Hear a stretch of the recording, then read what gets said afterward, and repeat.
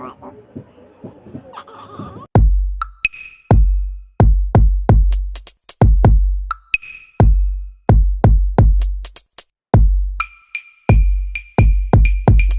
Magandang araw po sa inyong lahat. Po si Jorrie and this is Ombra.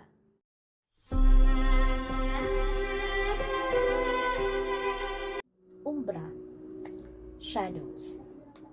Lahat tayo may mga anino and we only recognize these shadows kapag may araw. Nung mga bata pa kasi tayo, we treat shadows as something na pinaghahabol-habulan lang natin. We're trying to catch our shadows. But when we grow up, we realize that these shadows implies something else, something very important in our lives. Para siyang isang bagay na pilit mong wino-walk outan, no? Parang umaalis ka na, lumalayo ka na, pero pilit ka pa rin hinahabol. So, gaano man kaganda o kaliwanag yung harapan, no? Bit-bit nun sa likuran ay isang kadiliman. This might be our hate, our pain, and our resentments. So our shadows tell us that there are still wounds to be healed and chapters to close, and may mga tao pa tayong kailangang i-forgive.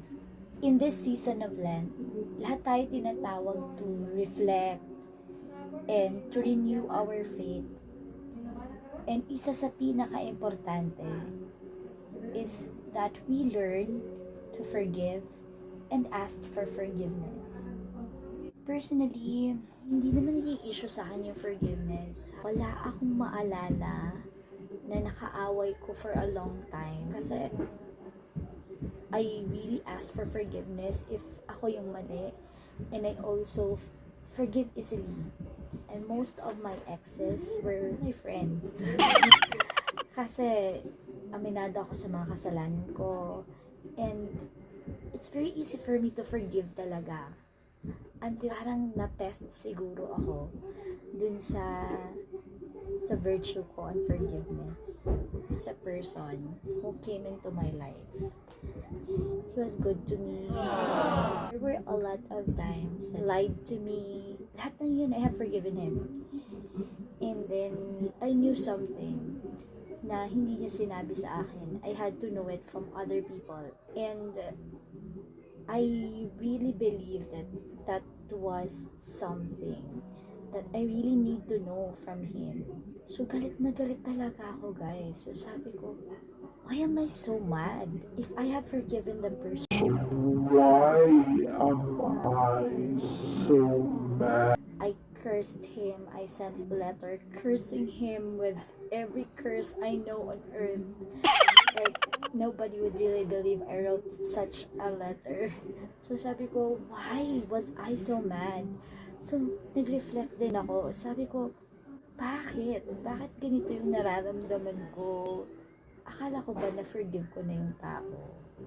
And then, I came up into a realization that forgiveness requires deeper understanding. Ako kasi, I'm a type of person that justifies. Justify ko yung mga actions, yung mga nangyayari. I really try to understand, and I thought that is understanding. Kapag pala, justify mo lang yung maling nagawa ng isang tao sa isang relasyon o sa'yo, you're not helping the person and not even helping yourself. I started the process of forgiveness. Ang pinakaunang step pala to forgive somebody is your willingness to understand and accept. Kapag dumating ka na dun sa point na pagod na akong umiyak, pagod na akong mag-analyze, eto na, tatanggapin ko na. Willing na akong mag-forgive. When you say your little prayer saying that, Lord, handa na po akong magpatawad, God will give you the blessing. I had to go through the process of forgiving myself first. Kailangan ko munang patawarin yung sarili ko. I had to trace back, to recall everything that happened. And inisa-isa ko yung mga bagay na I think nakasalanan ko sa sarili ko. My pain is not solely my fault, but my healing will be my personal responsibility. So, I learned to forgive myself. And when I have forgiven myself, I also learned to forgive the person.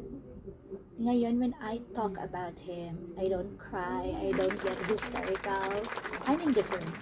So, the more forgiving you become, the more loving you become as a person. Forgiveness should start with understanding, the willingness to understand and accept. And then after that, you forgive yourself. Give yourself the benefit of liberation from all the pain, the hate, the resentment.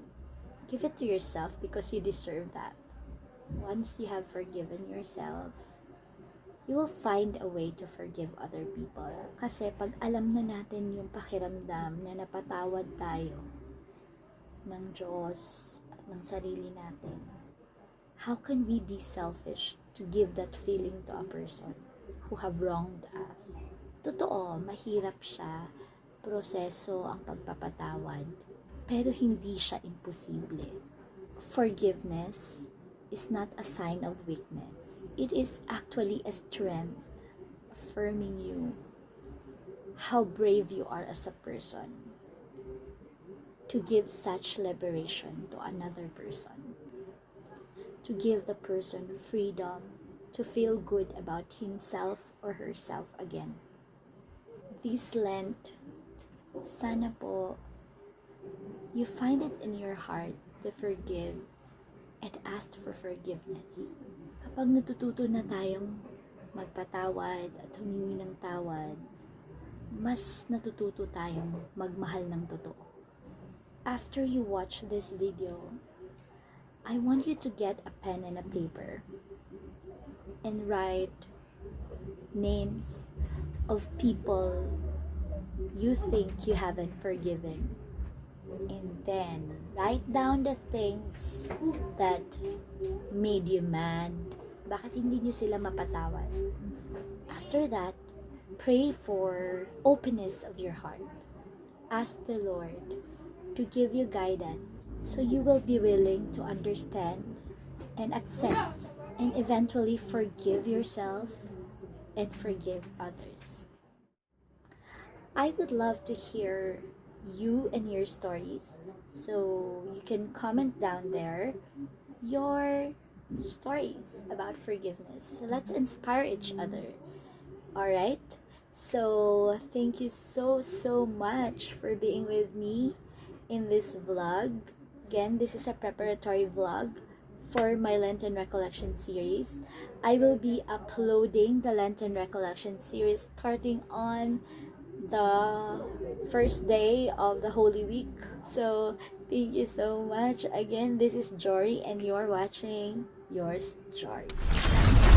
And by the way, before I forget and end this vlog, I would like to shout out to all my 127 angels. And more angels coming, no? Shout out lang po kay Father Ellery, Stephen Ed, hi Beshi, at saka kay Nix of Surigao. Sa lahat po ng mga subscribers ko na naniniwala po sa cause ng aking mga vlogs. Thank you so much. Please do remember that you are all in my prayers and I love you so much. Mwah.